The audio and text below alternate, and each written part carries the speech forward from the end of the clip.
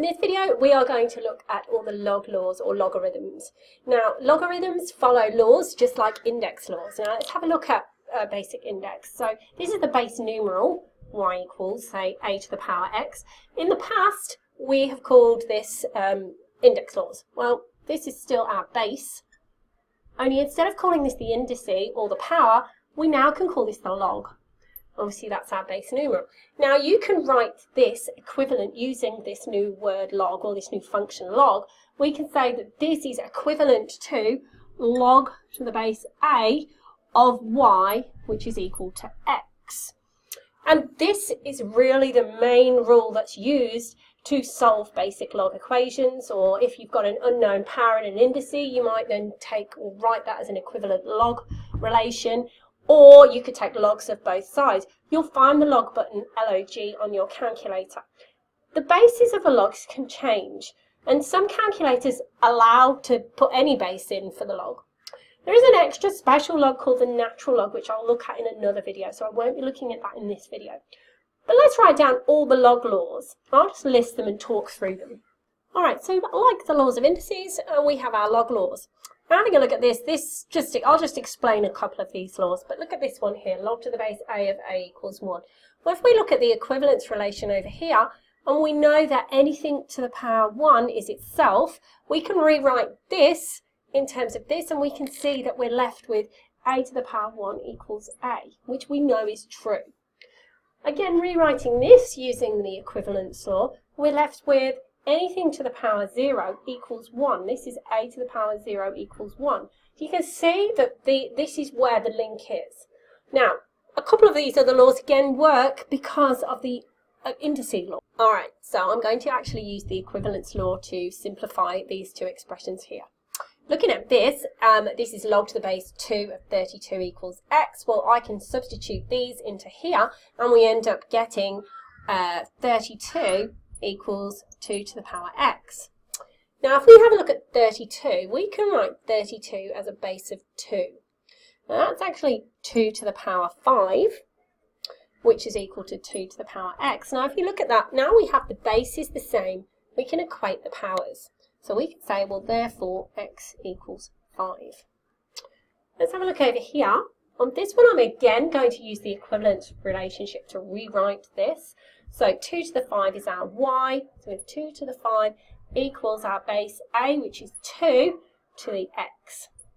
And as you can see here, the base is the same. We can just equate the powers and say, well, therefore, x equals 5. Alright, so now a bit more of a complicated one to simplify, in which I'm going to require to use most of these laws.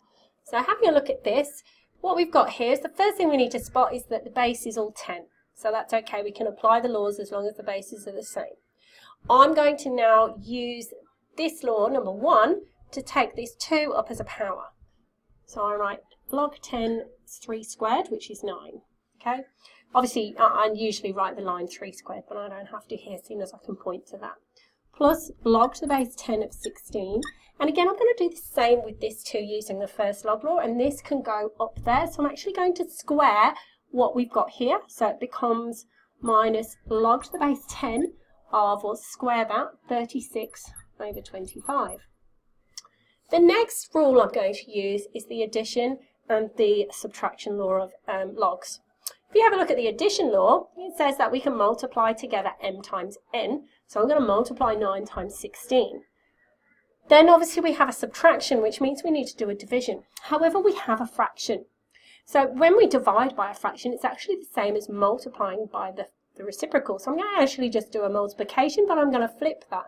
So I can simplify that all in one line to say log to the base 10 of 9 times 16, obviously multiplied by the flip of that, which is 25 over 36.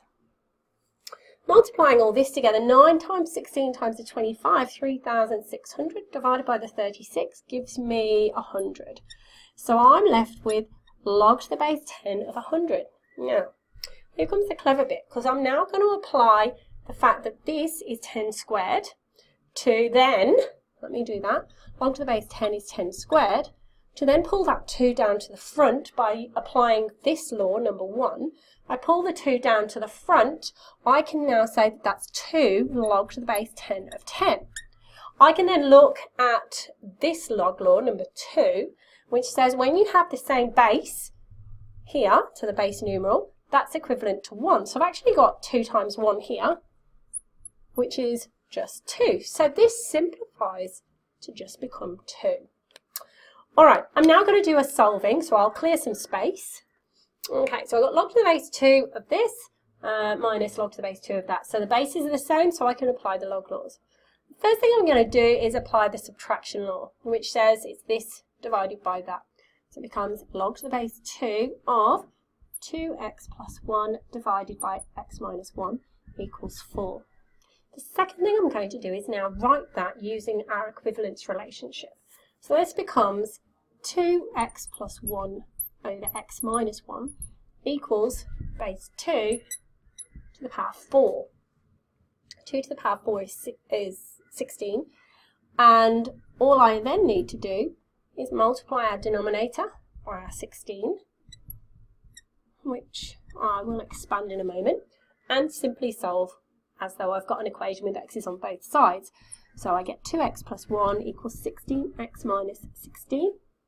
Subtract the 2x. At the same time, I'm going to add the 16 to the 1. We're left with 17 equals 14x. Solving leaves us with x equals 17 over 14. And that is pretty much using the log laws to both simplify and solve.